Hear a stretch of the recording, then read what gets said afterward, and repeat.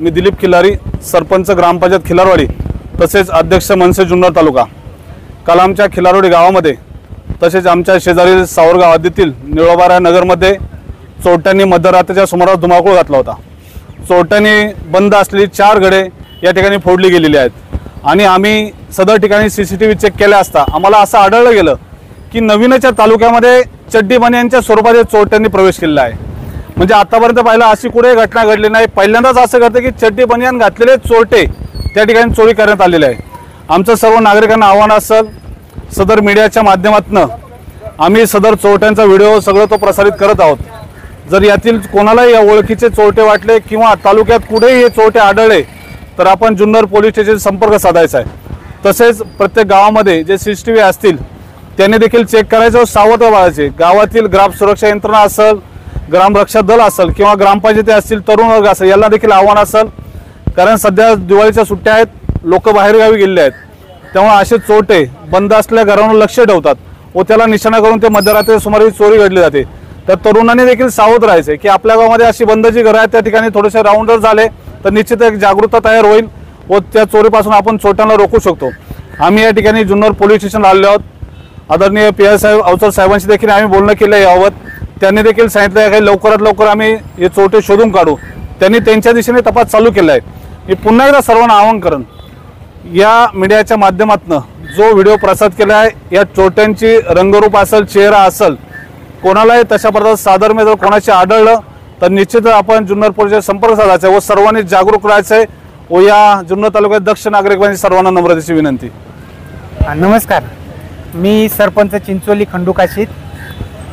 सदर सावरगाव या ठिकाणी, सावरगाव खिल्लारवाडी या ठिकाणी जी एका साखळीमध्ये ज्या 4-5 चोऱ्या झालेल्या आहेत त्या चोरीच्या संदर्भामध्ये बोलायचं झालं तर तालुक्यामध्ये किंवा परिसरामध्ये जे अनधिकृत फेरीवाले किंवा भंगारवाले हे म्हणजे जे ओळखीचे नागरिक नाही अशा नागरिकांचा खूप मोठ्या प्रमाणामध्ये वावर वाढलेला आहे आणि ह्या चोऱ्या जे होत आहेत या पहिल्यांदाच तालुक्यामध्ये चड्डी बनियन गँगचं स्वरूप दिसून आलेत। आजपर्यंत चड्डी बनियन गँग ही पेपरमध्ये वाचत होतो, परंतु चड्डी बनियन गँग प्रत्यक्ष जी लोकसंख्या किंवा लोक राहत नाहीत अशा घरांची रेकी करून त्या घरांवरती लक्ष ठेवून त्या घरांवरती टार्गेट करून त्या घरफोडीचे प्रमाण याच्यातून दिसून आलेले आहे।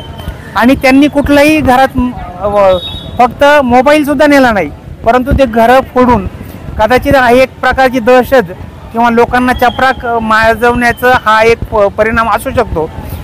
दिवसेंदिवस बिबट्याचं प्रमाण वाढलेलंच आहे, लोक घराच्या बाहेर पडत नाही आणि याच संधीचा पुरेपूर वापर या चोरांनी केलेला दिसतोय।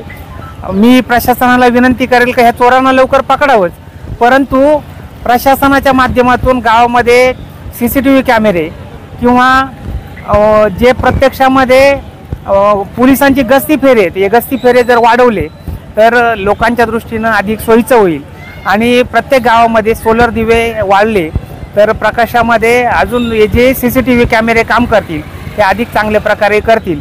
लोकांनी सजग राहावं, सतर्क राहावं, स्वतःची काळजी घ्यावी आणि आजूबाजूला जर सीसीटीव्ही कॅमेरे वैयक्तिक जरी बसवता आले तरी हरकत नाही, ते जेणेकरून आपली सुरक्षा ही अतिशय महत्त्वाची काळजी घ्या। पोलीस स्टेशननी जे सीसीटीव्ही फुटेज आपल्या समोर प्रसारित होतील त्या अनुषंगाने जर कोणाला साधर्म्य व्यक्ती आढळले तर पोलीस स्टेशनशी संपर्क साधा, परिसरातील सरपंचांशी संपर्क साधा, जेणेकरून आपल्याला त्यापर्यंत पोहोचणं सहज सोपं होईल।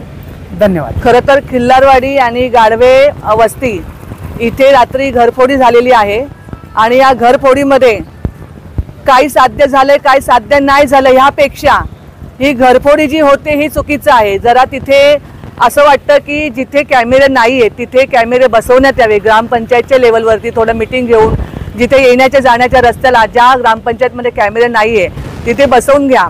आणि तसंच नागरिकांना मी अशी आव्हान करते की आपण आपली खबरदारी घ्या। बऱ्याचदा तरुण वर्ग हा मुंबईला असतो आणि घरी त्यांचे वृद्ध माता पिता इथे असतात, तर काहीही दुर्घटना घडू शकते।